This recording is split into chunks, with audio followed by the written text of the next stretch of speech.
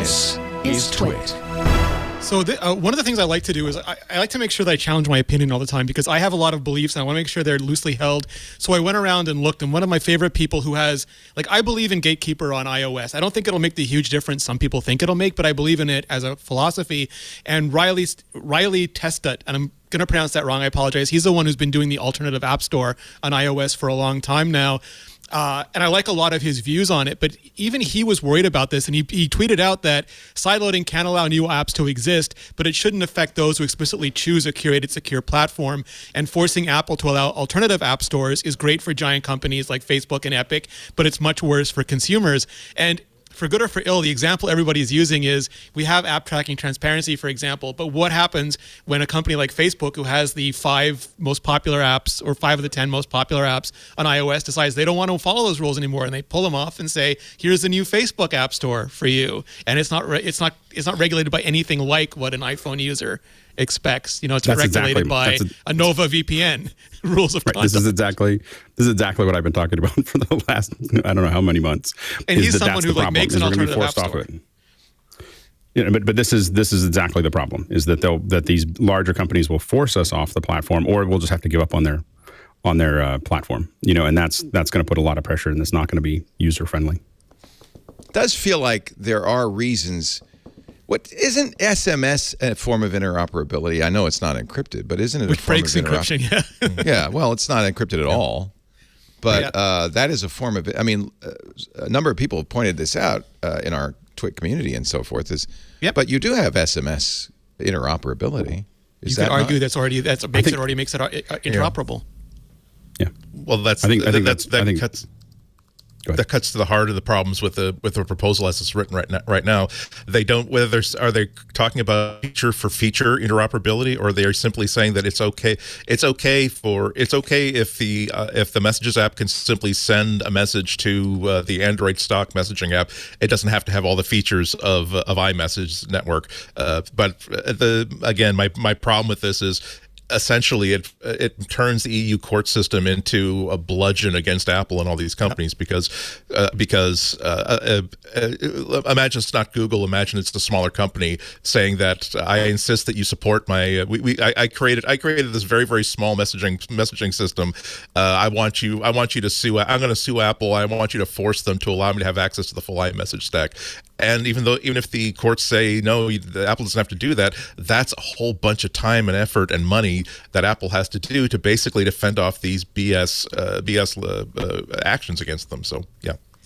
Or it's Trump, or it's Bill Gates, or it's Putin, or it's Elon Musk, or it's Bob from Sacramento's new 3-day iMessage coding problem, and suddenly platform. And also, it's interesting because you can handle these things at a platform level too. Like Palm Synergy and BlackBerry Hub did a wonderful job of totally abstracting away what service you were using. It would just present to you what their preferred service was, and if you didn't want to, you didn't have to engage with it. But if you did, you would just go to this one place. You'd have every person, and you could send them messages through their preferred way of being messaged. And that seems like And by the way, doing all this. Maybe this is the answer, but on Android, I can use almost any messenger as my SMS platform. In fact, including Signal. So if I think it'll just come back to green bubbles. I think that's the thing that keeps people out of things, is not so much and you can make them all interoperable. It's the green bubbles. It's the green bubbles they don't like. I mean, that you do make a strong point, which is that we don't know if it's the intelligence agencies, but there are definitely stakeholders that compete with Apple that are pushing the EU in this direction. And, that's, I think, the EU's response to people who want to compete with Apple without actually competing in the marketplace. So I think that's fundamentally, I think the EU is trying to find some way that European companies can compete with the American companies that they're trying to. Right. How do we crack that open a little bit? You have companies like Spotify and others that are saying it's not fair. Do you think it's possible to do any of this without compromising privacy and security, or do you think that that's just a non-starter, Alex? I think that you need to. I think that for messages or interoperability, you just need to be able to, as a user, turn it off. In fact, it probably should be off by default. I'm not going to be able to do that. And then you can turn it on if you wanted to. Yeah. If you wanted to do it and take a chance, you can do that. So you just want to kind of, but I think that what Rene mentioned earlier is problematic in that area.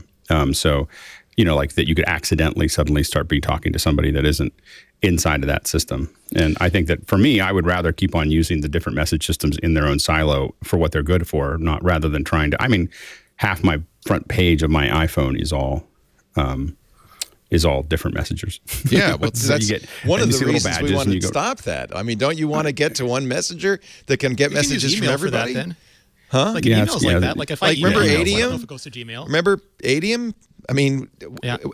Somebody, Kev Brewer in our discourse, our Club Twit discourse, said when Windows Phone came out, the original Windows Phone, you had a tile that collected all the messengers, and Google and Apple and everybody else didn't like it, so they made sure that wasn't possible.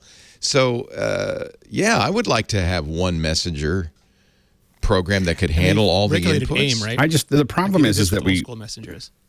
The problem is that trying to get that to happen, you get back to the green bubble problem, which is that it'll be always lowest common denominator. Each one of these has their own way of doing things, and they're interesting in their own way, And I am modal in how I use these different pieces and what I expect them to do when I'm doing them. Well, and I'm fine with I'm okay. fine with that because that's where you're it the is. one who battles for customer convenience. I mean, that does not I'm not sound talking- like an ideal. That sounds as bad as having to log into different CNN Plus and different. I mean, really, are you kidding me here? Yeah, but the thing is that we already there. It's one thing to crack something up that's already been built as a unified structure, and another one to take a whole bunch of things that have grown.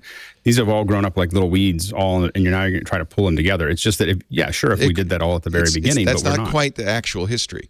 So they were interoperable, and then companies decided they wanted to silo it. In fact, it's the opposite from email, which has, by the way, figured out a way to interoperate. It used to be well, pretty well. It used to be if you were on CompuServe, you couldn't email Genie or MCI mail. Well, they regulated that, right? Well, I don't think it was regulation. I think it was standards. I don't know. That's actually. Well, They said if all I'm saying is, if like- you're going to merge, you have to make it. Well, there was a merger going on, and they said if you're going to merge these two companies, You have to make them it was AOL, interoperate. Time Warner, you have to make them. But the other thing that's super interesting is that Apple actually did go to the carriers. They had SMS, and they were super upset because they couldn't compete with all the features that were coming out and all these other messengers like WhatsApp. And they went to the carriers. Scott Forstall talked about this in one of his interviews, and he said, "Can we do this? Can we add this?" And they said, "No, no, no." And Steve just said, "Fine, we're going to do it ourselves." And then he started rolling out these features. We could have had a very different history. Yeah, the thing is that I think that, again, the App Store, when we talk about breaking up an App Store, the App Store is a pretty unified thing that came up from scratch, built a certain way. And so tearing it apart and starting to try to make it work differently, I think, is complicated and probably won't work. I'd agree with that. On that, I don't know if it won't work, but it is complicated. Yeah, it'll be complicated and it'll stink for small developers and for users. Right. That's what we're pretty guaranteed. And then so that's a different situation than having a whole bunch of things that all of us have been using for the last decade and trying to figure out what's the common thread between all of these, and they all have very different ways of approaching things. And it's as complicated and painful to do it well. It would be, you'd have to get them all to agree. We're all going to have these features and we're all going to have these things. And all you can really get them to agree on is pushing text back and forth, about how they're going to handle that. And so I think that, that's what we'll do. It says basic. So you can put your thumb up, you can put your thumb down, you can put a heart, you can put text back and forth. Okay, we're done. Like that's all that's going to happen here, I think. Yeah. Well, nobody would complain about that, right? I mean, Google's fine. already doing It's fine. that. As long as I can turn it off. Can I introduce you to Twitter? My whole thing is, as long as I can turn it off, I'm okay. Sorry, Rene? I said, can I introduce you to Twitter? Well, that's another story entirely.